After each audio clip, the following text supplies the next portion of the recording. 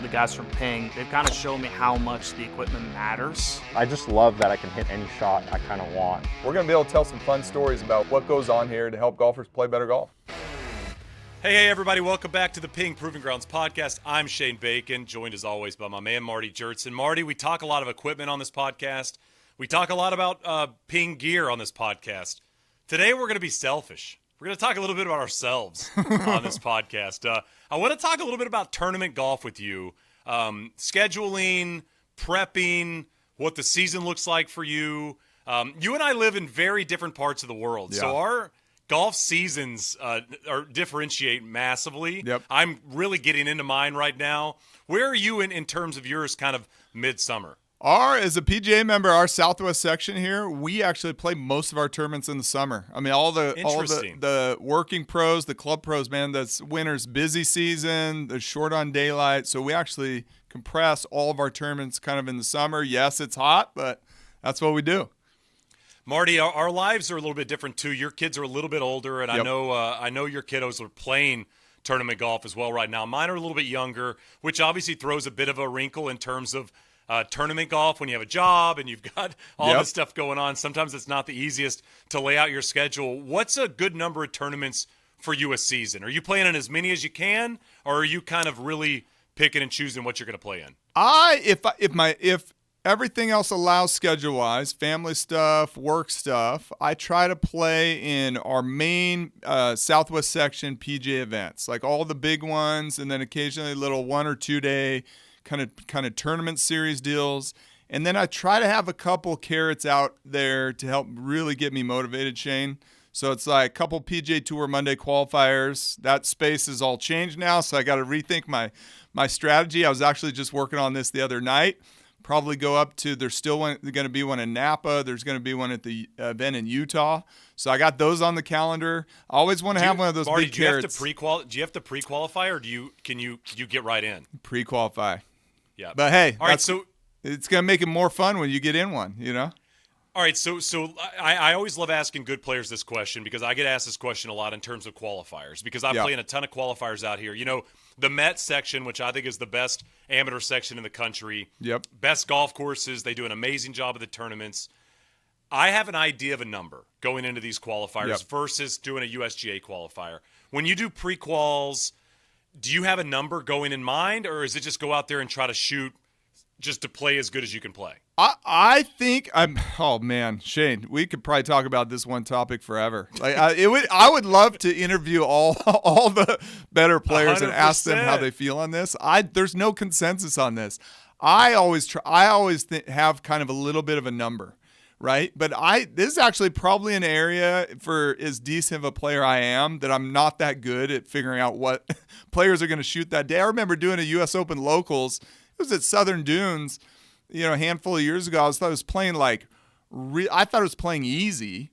And so I tried to make a birdie on that 18th hole, ended up like hitting it down the water, taking a drop, made a nice bogey, Shane. I'm like getting a playoff, and I'm like, I'm just not good. This is before the live scoring with all that stuff. Now that actually really helps, but regular pre-qualifiers, man, there's no live scoring. I think it's better to kind of have a number in mind, but don't press if you think you need to be 6 and you're 3 going in the last 4 holes. The pressing is something that I have always struggled with. To your point, the idea of I've got 2 holes left. I had it happen to me last year. There's a great amateur event at Stanwich out here that they've been putting together, and it's basically a stroke play qualifier for 16 spots. And I've got one of my best friends out here caddying for me. Stanwich is a tough golf course. I mean, I'm 2 or 3 over on 18, and these are like some of the best mid-ams in the country, and I'm sitting there thinking I got to make 3. I hit it in the middle of the green, downhill putt, quick greens, thinking I got to make it, run it 4.5 feet by, miss the comebacker, and now I'm in a 7-for-1 playoff in the final spot. If I just 2-putt, I'm the 16th seed going to match play. I do find that is – and you nailed it. Like, that's a skill set that I feel like most pros or good players are bad at in general. Yeah. I have an idea of cut numbers, I feel like, and I got a good feel for those. But in terms of qualifiers, I just feel like it's something you always think is going to be lower than it is. Yeah. I feel like we always assume low. I've been burned on both sides of the qualifiers. I mean, one time, Shane. So Shane, one time I got in the Vegas event. We had a section qualifier to get in the Las Vegas PGA Tour event. I shot 65, and I played nearly flawless. Like, I was like, okay. Normally, you come off the course, you're like, I left a few out there. I was like, I was very clean. Birdied all the fives. Made a few more, no bogeys, 65. It wouldn't have been 63. It was 65. No, I was like 65. This is good. Like if it's a regular PGA Tour qualifier, I might make it in. And this kid from Tucson, Preston Ott, I still remember him, shot 61 and he holed out twice in the round. But there's only one spot. I'm like, But here I got payback though, because that got me into the PGA Tour Monday qualifier, so it acted as my pre-qualifier. I shot 65 again 2 weeks later, and I got in the PGA Tour qualifier. We both played. It was like a loss, then a win. So you're a guy that has played a ton of golf. You've played incredibly well, kind of across Arizona and beyond. I know you've won a lot of tournaments. In terms of preparing for a golf tournament, do you set goals? Do you have a process that you kind of go through that's typical? Are you now it's a Wednesday morning round and you've got a 3 or 4 day tournament and you know the golf courses and you show up? Like, how do you prepare for, let's call them big Arizona golf tournaments? Yeah, I kind of view golf preparation, training in general is like you have this foundation of core skills. So it's like you always kind of want to be working on those fundamental things, man. Maybe it's your block practice and your putting, basic chips, basic bunker shots, right? Wedge distance control. Driving is pretty much always needs to be worked on. It's most important to your score. People stand on the range, hit drivers. I'm a fan of that, generally speaking. So that's like kind of I view that as the foundation, Shane. And then if I have like a specific tournament coming up, I will look at the golf course, the conditions, the weather, and then start refining what do I need to do from this foundation to make it specifically optimized and timing. It's all about, Tiger, Rory, all these guys trying to get ramped up for their majors. Maybe that tournament is my major. Maybe it's the Arizona Open, right? I'm going to be, how can I get my game ramped up for that specific tournament? And I need to look at what is important for that event. Is it going to be more emphasis on driving, more emphasis on driving distance? Is it like, let's say we're playing Papago with Arizona Open in a few months here, Shane, or 6 weeks or so. I'm going to need to use my 230 to 250 clubs for those long par threes. I need to hit plenty of shots with the IDI 3-iron, 4-iron, because those long par threes might be the separator, right? All those long par threes they have out there. So it's like, but another tournament might not have that. Like that shot might not be important at all. So I don't need to be wasting my time or spending my effort on that.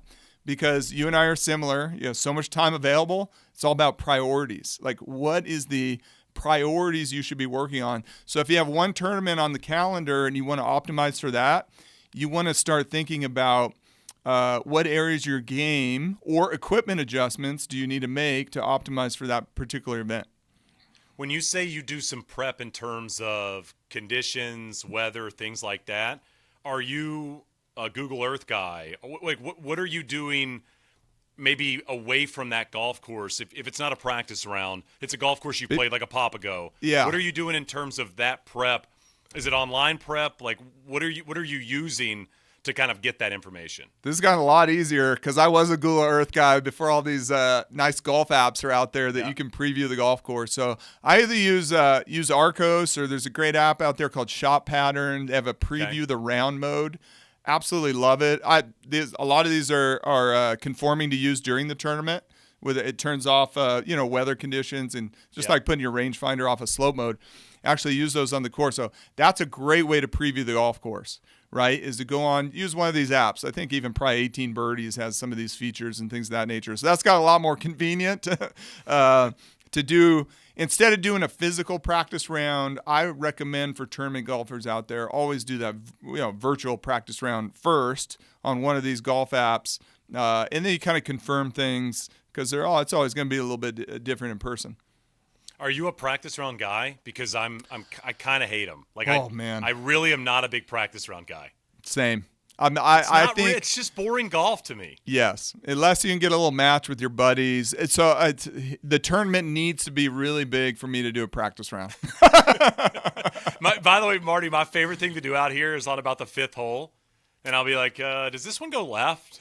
Guys always go, have you not played it? I'm like, no, I never play them. I'm sorry. But the same as you is like time. And again, I mean, it's a difference in if I'm 28 years old, I'm obviously going to spend a lot more time doing this. Yep. But at my age and what I've got to do in my life and travel and things like that, going and if I've got to drive 2 hours to a golf course, so now it's 4 hours in the car, 4 hours on the golf course, it's a whole day. It's tough for me to do it. But as you said, like Arcos, I use Arcos.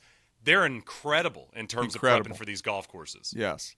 Yeah, so that's fantastic. So that's definitely something I think everyone should kind of get in the routine of. And then Shane, I kind of view it as like how far out is the tournament? It's kind of like preparing for finals when you're in school. Like there's a build up to it. So it's like kind of work on the fundamentals. If you need more speed, you need to work on your driving. You need to start. You can't do that the week before. You got to give yourself 6-8 weeks if you lay out your calendar and try to optimize things for that. And then as it gets closer, you can do more specific skills and practice, more random practice, more gamified practice to help get you in that routine as it gets a lot closer to the event. Yeah, I think you and I are probably similar, Shane, where it's like you might go a long time without having a putt that matters. And so I think a really big deal as you get really close to those events is holing a lot of 4 to 12 footers. Like, because you could totally go out there and just be lagging putts or doing your block practice 3-footers in your house on your mat or on a chalk line real quick, and then you get on that first hole and you got like an 8-footer, and it's like, oh, I haven't hit an 8-footer in 4 months here that matters, I mean, I think the same way, Marty, with tap-ins. Like, I think the same thing with like putts inside of 2 feet. I remember during COVID, I was playing a ton of golf at Papago with certain PGA Tour players. And I remember one of them going to an event once the tournament's returned and getting a text on Thursdays like, my first hole, I had like a 2-footer to tap in, and I hadn't had to hit one of those in a month and a half. It didn't matter, So I think any of that stuff, like anything that's going to make you nervous, work on that before you get to the tournament. And, and that brings me to my next question to you. As somebody that's a great player and tends to play very solid golf in tournaments, how do you bring your best when it matters the most? Because so many people can play great golf away from the tournament. They get to the tournament, they're super nervous, they freak themselves out. They don't even allow themselves to go out and kind of reach their capabilities. Yeah, and I feel like I have done that a little bit, Shay, where I can kind of elevate my game in tournaments. Maybe I might go play a casual round of golf and shoot 5 over par and look like a hacker. Right. And then, it's like, okay, you get in a tough tournament and he shot 3 under on a very tough conditions. And ahead of the field a little bit. I think it's focusing on that process. Like it's being very process oriented and having a good strategy. So I think a lot of good tournament golfers know now, not all of them. I don't think every tournament golfer knows this, is how to have a really good strategy, which is knowing when to be conservative. And when I say conservative, like avoid a bogey, right? Like your goal, keep the ball in the fairway, get that ball in the middle of the green. A lot of tuck pins in tournament golf, even in our section stuff. I just won a tournament last week. There's a lot of these back pins, and even if you have wedge in, I was looking back around me, looking around. A lot of people like going for the pin, going over the green. You got a grainy chip uphill, short-sided. They're making bogey. Even though I got 130 in, I'm leaving it 30 feet short of the pin, taking my chances, maybe sneaking in one of those birdies, but never short-siding it, never making a bogey when you shouldn't, even though might look a little boring, might not be the most exciting. It's knowing when to take those chances when you got the green light to try to make a birdie. And so there's a lot on core strategy there. And then just decoupling from the result and being very process-oriented. Like I got my game plan. Unless something goes crazy here with conditions or I need to make 2 birdies to make the cut or try to win. I'm going to kind of stick to the game plan, be very, very methodical on core strategy. And I think that's a big part of what allows, good players to kind of play their best in those tournament conditions. When I moved to the Northeast in 21, I had a couple of year stretch where I was playing the qualifiers great. I haven't played great as of late. My games just hadn't been that sharp. I haven't spent a lot of time on it, which is a big problem. You got to spend time on the golf game to improve it. But I remember, to your point about strategy, in those qualifiers, I always felt like my strategy was going to be an A+.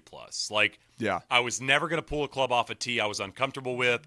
Even if it's a golf course I don't know that well and I don't totally know what's up there, kind of playing short of whatever that might be, so then you can still make that committed golf swing. You see so many players on the first tee kind of ruin their chances out of the gate. And I always wonder sometimes, were you committed to the swing to begin with, right? Were you committed to the decision to begin with? Yeah. And I just feel like when you see players that are successful in this game in terms of tournament golf, it's a lot of just positive decision-making, even over execution. Yep.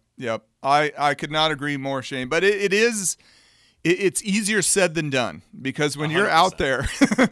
You're out there, and maybe I'm playing in a PGA Tour Monday qualifier, and I'm playing with somebody that hits it further than me and birdies the first 2 holes.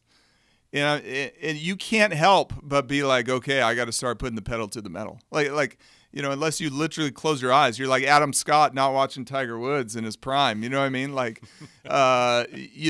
It's very easy to get influenced by either your expectation of what the results or the score or the number needs to be, who you're playing with. Maybe your playing partners is the opposite. Maybe they're playing terrible, and then it makes you feel like you're playing really good, making a bunch of pars, and somebody in the group behind you is 8 under, right? So it's like, how do you decouple? How do you be in your own little bubble, And I think that's what the elite players are actually really skilled at doing, is kind of having their own bubble, having their own strategy, sticking to it, kind of. And that's maybe, Shane, that's what I meant by being decoupled from the result, is kind of having your own little independence out there of what your goals are. And maybe sometimes it's going to shake out in the end. Sometimes it's not. When I get nervous, and I want to ask you about nerves on the golf course. I mean, something I've done well. It's probably a bit of a Vision 54 kind of philosophy to it. But, when I get nervous occasionally over a putt, like a tricky 5-footer, maybe it's an iron shot into a green. A lot of the times I'll tell myself, it's just an 8-iron, or just hit a solid putt. Trying to simplify all of that whole process that goes in your brain. Are you aligned correctly? Did you read it right? All those things. Just getting back to make a good swing, make a good stroke. That's kind of all you can do. Once the leaves the club face, the result's kind of done on your end, and it's up to the green and the bumps and the wind and all of those things and those factors. How do you deal with nerves? Like, when you get nervous on the first tee or in a tournament, or when you've played a major championships, how do you deal with the level of nerves that come with either that first tee shot or trying to close out a round at a big golf tournament? I always, still to this day, any tournament, any tournament I play in, I get nervous on the first tee shot. I don't know, Shane. It's past the point of me trying to figure out how not to get nervous, and right. More just I live with this. Just embrace it. It's like, okay, This is coming. Don't have the anxiety. You're gonna have these feelings. You're gonna have these nervousness feelings, and with that comes like the doubt. You know what I mean? Like, there's gonna be demons out there. So, I mean, Shane, breathing is super important. So there's a lot of different breathing techniques out there. I've experimented with a ton of them. I always kind of try to shake around a little bit like a boxer. You know what I mean? There's some things with the nervous system that can kind of calm you down. Yeah, get that energy out a little bit. Get that little energy out. Waggling, super important. Breathing, super important. And then, Shane, I mean, a big one for me is I never try to hit a 3-wood or a long iron off that first tee. No, if I'm in doubt, I'm hitting driver. 100%, man. There is nothing worse than when you get on the first tee of a tournament you haven't seen or don't know a lot about, and it's like 280 run out, and you go, oh, goodness, what am I going to hit here? Oh, no. I do not want to hit through it on the first tee. Shout out Molinari a couple years ago at Pebble. It's like happens to the best of us, man. Totally. We all have done it. But, I mean, I also think it's that the embracing it is so important, and I think that's one of those things that comes with age is you understand everybody here is a little nervous. Yes. Like, nobody here is comfortable. It's the same thing I think about sometimes in match play. When you're playing a guy in match play, it's like you're kind of waiting for them potentially to make a mistake. And it's like they're not going to hit every 8-iron perfect. You know? So just kind of plod along and keep getting the ball on the green. Keep putting the pressure on them, because if they hit every 8-iron perfect, they'd be playing in a different space than this space I'm in right now. You know? Yeah. I mean, I think talking about nerves, Shane, is like Tiger. I mean, Tiger on the first tee.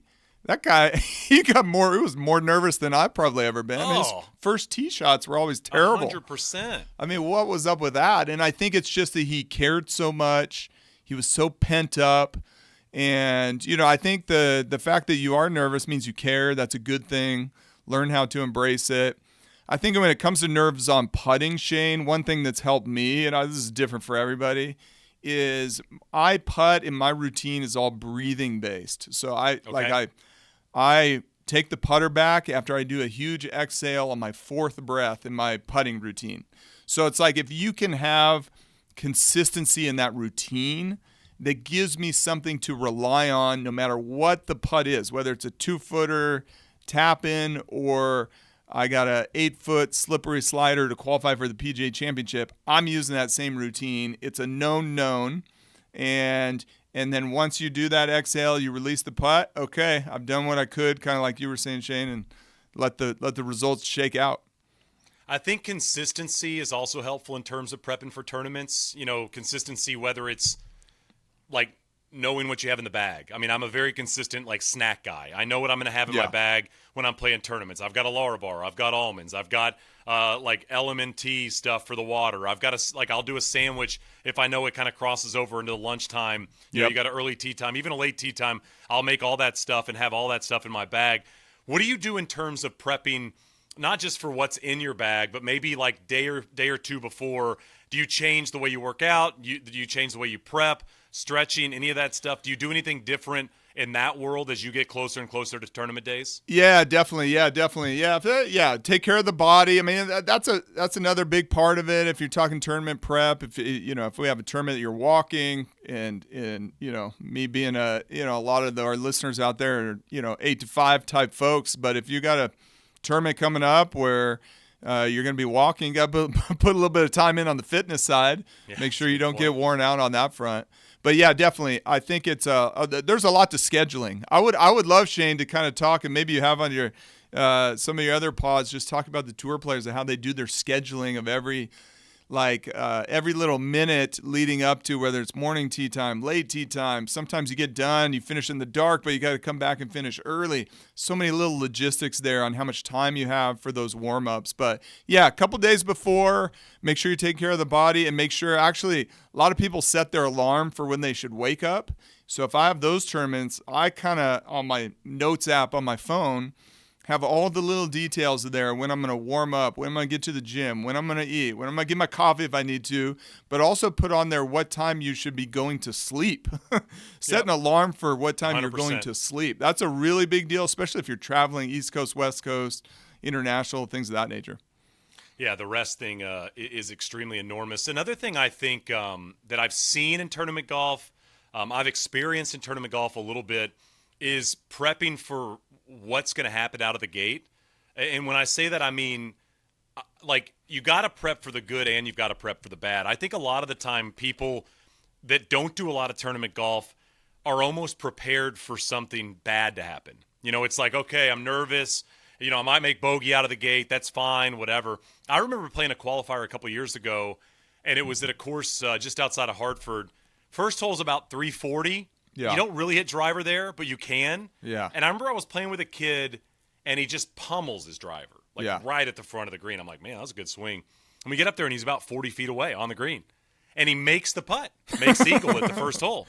And I look at him as he's walking off the green, And he's got a look on his face that says, I was never prepared to be 2 under on this round of golf. Interesting. And we were walking off 2T, and he said, oh, man, I didn't think I was going to make 2. And it was almost like he didn't want to make the 2, you know, even though obviously any score is better than one higher. And so I do think sometimes it's like when you're on the first tee, when you're prepping for a tournament, understanding I have the capability of playing well, just like I have the capability of playing poorly, you know? Yeah. That's such a great point, Shane, is like this goes back to patience, sticking to your plan, is I have a philosophy that your strategy should be a little bit transient. So what I mean by that is that hole you're talking about, 340, maybe you can go for it, but maybe there's out of bounds up there. You do not want to start your round with a tee shot out of bounds, right? It's no. I always take a more conservative strategy early in the round. You get a feel for the conditions, your sense, how you're hitting it. And then if there is a variation where a decision in the round where you can be slightly more aggressive or not, maybe don't do that. Maybe don't do that as early in the round, right? So you want to kind of have this kind of little boring, methodical, maybe a little more conservative start. That's going to be a little bit different for everybody, but it's something to think about with the tournament golf, right? Is like how do you transition your conservative to aggressive strategy transient through the course of a round, and then certainly through the course of a tournament, right? So if you're playing Monday qualifier and you're the last tee time out and you're refreshing on your app and you see the scores and you need to birdie the last 3 holes, yes, play more aggressive. Be aggressive, right. But if you're in a 72-hole event, if I'm playing a 72-hole event that's the PGA Professional National Championship that qualifies me for the PGA, I'm going to be way more conservative. You're going to have a regression to the mean on your finishers in that event, and the skill level over 72 holes, major cut, all that stuff. You want to be way more methodical. If you make a bogey, do not worry. You got a massive amount of holes. You make a bogey in a Monday qualifier where scores are going to be low, you probably need to ramp it up and be a little bit more aggressive. So strategy is transient. I think that's both for getting your round started and relative to your success in the event. Marty, Matt Fitzpatrick's kind of been famous for he notes all of his shots, yeah. right? I mean, people have talked a lot about this. You're an extremely smart guy that pays a lot of attention to everything going on, not just in golf, but what you're doing with your golf. What do you do in terms of notations throughout tournament golf to maybe help you out the next day? Yeah, so I use in the Stack app, we actually have a way to categorize your putting. So we have a putting mode, and then you can keep very detailed notes. It's with the same level of detail that actually Fitzpatrick does with his putting for your putting stats, and that's been supremely helpful for me, Shane. So I have a little notation I do on the bottom of my scorecard, the little perforated part that I keep, where I actually now walk off every putt, or I can. Once you kind of get this down, you can estimate it pretty well. Like, I got a 32-footer downhill right to left, and then categorize if you missed it, why you missed it. Was it a misread? Was it misread of the line? Was it misread of the speed? Did you start it too far right or too far left of your intended start line? Or did you roll it too fast or too slow relative to how you intended? And that has been super helpful for my own personal feedback and awareness of what are my trends and traits on putting. So I like quite often, if I'm not putting great, my speed will be too slow. Like I'll come up short on very makeable putts. I have a strategy, Shane, influenced and informed a little bit by the work of Mark Brody. And I kind of asked him this, like, what are your thoughts on this? Is that when I get to 30 feet or beyond, I kind of just go to lag mode. Like just try to solve for the ball ending up perfectly hole high. And the reason why is a PGA Tour average putter, their average strokes to hole out from 30 feet is like 2. So you're equally as likely to make it as 3-putt. So I'm like, okay, 30 feet, I'm going to lag it, generally speaking. Then if I'm 25 feet or in, I can kind of try to have optimal capture speed to get myself good odds of making it. And when I'm not putting good, I will come up short from, 15 to 25 feet, or my speed's just a little too conservative, a little too slow. But keeping those stats has helped kind of highlight that where I otherwise probably wouldn't have noticed it. And that's kind of the benefit of stats tracking. That's been super helpful for me.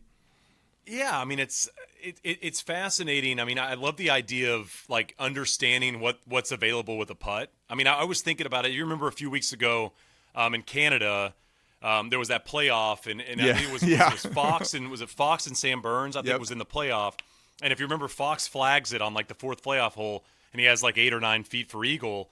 And I was watching it with a buddy of mine, who like a pro golfer buddy of mine, and I said, like, Burns had the downhill putt, and he's probably 30 feet away. Yeah. And I said, if I was Sam Burns' caddy walking up, I would remind Sam, I know you want to make this for eagle. Yep. But I would remind him of the percentage make for a guy from Fox's distance. 100%. Just to remind him that he could maybe more likely to miss this than make it. Yep. And then what happens is Burn runs it by 10 feet, misses the comebacker. Now all of a sudden you've given the golf tournament away. And, I think that diving in percentages, like, listen, it's nerdy and it probably takes a lot of time and it's cumbersome. But even just looking at that tour level stuff to remind you, if you're playing a match, you're playing a tournament, some guy's got 12 feet. It's like there's a 20% chance that tour guys make this putt, right? Yeah. And it's just reminding you what's available even in your own game. Yeah, no, it's like poker, man. This is why we had Chris Como on, you remember, and he was talking all about poker and how he learned so much from playing that and how he's bringing it into his coaching. You got Victor talking about playing a lot of poker. You better believe those guys are running the better players are running those advanced calculations for sure, Shane. Match play is a whole different story on how you want to optimize and course strategy and things of that nature. But a playoff, that's what it is. So that's a great point. I mean, yeah, there's a lot to it. Capture speed. In the putting lab, we just installed a Zen green stage, and we've been doing some great putting with it. And it's in practice and learning and how we're going to inform our putter fitting. But it just reminded me of one of those other things, great insights about putting, that you're a downhill putt. If you don't make it, the optimal capture speed, that putt might roll by like 3 feet. But on an uphiller, optimal capture speed, the putt might only go by 6 or 12 inches. So how far it goes back past the hole is going to be dependent on whether uphill or downhill. I mean, there's so much that goes into it, and I mean, I just find it so fascinating to kind of think about, tournament golf for people that either play it a lot or don't play it that often, because, the older you get, your club, your local muni, like your buddy's club, like even going on golf trips, I mean, guys can kind of freak themselves out going out there and having to play for money or play consistent golf all the time. And it's just trying to like find a way that it makes you the most comfortable. And hitting golf shots that make you the most comfortable. You know, if you can kind of like, if you're aware of that, it's probably the easiest way to succeed in this space. Yeah, definitely, Shane. One other thing that came to mind, you kind of asked me about, how do you play maybe a little bit better in that tournament golf? Is I'm playing casual play. I'm kind of just trying to have some fun, maybe aim at some pin. I aim at a lot of pins. I get, quite frankly, it might be a little bit boring to just hit the middle of the green if I'm out there just playing casual golf. But, man, once that tournament comes around, and, Shane, I learned this in the Gateway Tour, because you remember your days on the Gateway, man, they would put the flags. I mean, I have some old books where it's like, okay, every pin's 3. Sometimes I saw 2 on the spots on the green. We would Sometimes joke about it in the practice rounds. Like, we would walk around a green and go, one round. It was like the hardest pins on the green. Yeah, I still have some of the sheets. I think they have a 2 on there, so it's like that. But in hindsight, that's where I learned the skill to not even care where the flag is.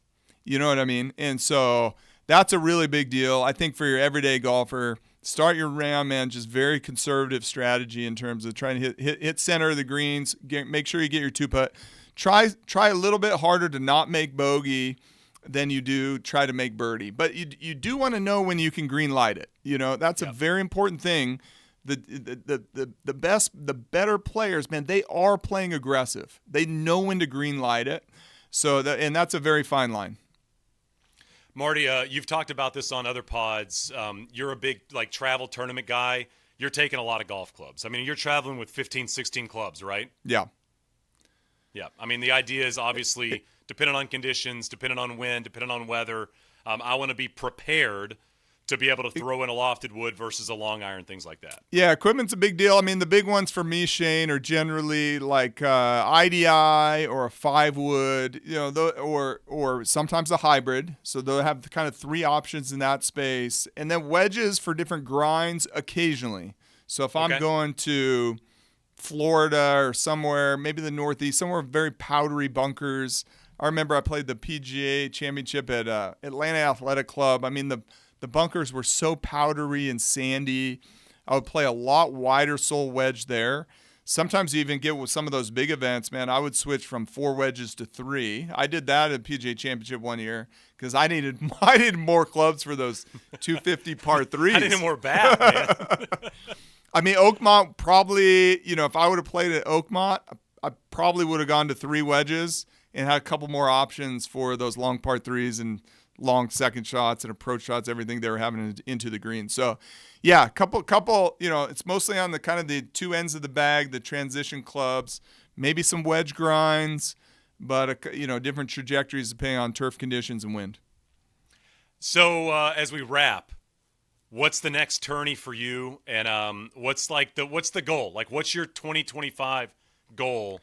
I want to do X. Do you have a goal? Yeah, so I think my goal is to win the Southwest Section Player of the Year. So I came in second. Okay. I came in second on the points list last year. My next event, Shane's next week, Southwest Section Match Play. And I am the defending champion. So I did win the match play last year at Moon Valley. It's a little different animal. Got to be patient. I played some bad golf and got lucky because my opponents played worse than me, and then I just timed it out. I played great golf against my tougher competitors. So yeah, hopefully make a little run there at the match play. It'd be fun to get 2 in a row. Got the Arizona Open later this year. Got our section championship. Arizona Open at Papago? Papago. Nice. Yeah, and I had a good run last year. I think that was my best finish. I finished 4th. And, had a good battle against some of our Corn Ferry Tour player on our staff. And Nico Galletti from ASU plays on the Corn Ferry Tour this year, was a DP World Tour player last year. Play with him. So hopefully I have another little run at the Arizona Open and section championship, couple tour qualifiers later this year. How about you? I've got some qualifiers coming up for some of the CSGA, like Connecticut golf stuff coming up, like the Mid-Am. The bummer for me, and I mean, it is what it is. It's my job and my life. But so much of the awesome stuff up here falls during our busy Corn Ferry Tour run. Yeah. I cover all the Corn Ferry stuff. We had Galletti in our window a couple weeks ago, by the way. Yeah. Played great. But a lot of that stuff falls. So one thing I have been doing that has been great, and this is kind of the first year I've done it, is Connecticut. The CSGA, which they do a great job in terms of like amateur, competitive golf, they have these one-day series events, and they do about 20 of them during the season. Yeah. They're all on Mondays, and they're all at these really cool golf courses. But it's a ton of people show up. Sweet. You play foursomes, they give you carts, you kind of fly around, but you kind of go out there and try to shoot 2 or 3 under, and if you do that, you might win one. But it's just, like you talked about competitive golf, tournament golf. And the way you were speaking about it, I feel very similar. I find myself probably lazy golf when I'm just out playing with my buddies. Yeah. I love the feeling of every shot mattering. Oh, yeah. When I play tournament golf. It used to scare me a bit, I'll be honest with you. Yep. And now I've really embraced that sensation. And so I sign up for as much. Like, I was online last night, dude, just looking at MGA, WGA, Long Island Golf Association's got stuff. I'm like, what else can I play in before the season ends? Because I want to get in as much as I can. I did the same thing. I love scheduling, man. You got to have some carrots out there. You know what I mean? That to help keep you motivated. I absolutely love scheduling. Ooh, I'm going to play in this. Ooh, I found this one. I can squeeze it in here and give me a little chance. I've never played this course before. I've always wanted to play this place. It's like it's a good addition there. It's kind of like vacations, with in your family. It's like having a vacation to look forward to. I feel like having tournament golf to look forward to is like essential for players. Well, this was fun, man. I love talking tournament golf. Obviously, I love picking the brain of a guy that has had a ton of success in and around it. What's the major count for you, Marty? Are you at 4? I'm at 6, Shane. I'm at 6. 5 PGAs. So cool. 1 U.S. Open, and yeah. Hey, I'll give you one more fun one for you. My 8-year-old, he qualified for Junior Worlds a couple weeks ago, and I caddied for him. So we got another little tournament. I'm trying to figure out with him. I'm coaching him on, hey, how do you prep for Junior Worlds? So it's going to be fun. I actually looked up. Remember when we had Sahith on, we asked him how many times he won Junior Worlds. So we were looking at the results, and he won it when he was 7 to 8-year-old. Sahith won. And so I had my kiddo looking at that and getting pretty motivated, try to get in there and see if he can keep up with Saw. How's his game? Like, what's his game like? He's sneaky good, like really high, really good hand-eye coordination. So like manages the low point really well. Like very rarely thins one or chunks one, which is the big thing you see a lot with the juniors. He needs to be able to hit the ball a little bit higher. So hits it kind of low. Little steep, so he hits a little low. That could hold him back if on some courses if you got bunkers in front. Some of the other kiddos kind of launch a little bit higher, but his putting skills are really good. His bunker play, Shane, he doesn't hit like a normal splash shot. He like picks it, but his like skill level is so good. He picks it out of there and puts a ton of spin on his bunker shot. So I just got nervous just hearing that, by the way. Oh, same. I'm always like, I get the dad anxiety, but he always somehow pulls it off. So yeah, no, it'll be fun. The good news about the help there is you might know somebody that can help him get the ball up in the air a little bit, yeah, a little bit quicker, depending on some of the equipment. Man, that is wild. I can only imagine what that sensation's like when you're caddying and how nervous you are. I remember caddying on the LPGA Tour and telling my friends, I'm way more nervous caddying than playing. Yeah. Like, no doubt about it. Yeah. I mean, way more nervous. So I can only imagine what it's like doing it for your son. Yeah, it'll be fun. We're excited. Junior World. Got it on the calendar, Junior too. World. Watch out for the Jertsons as always. This was fun, man. Appreciate the time, Marty, as always. This is the Ping Proving Grounds podcast.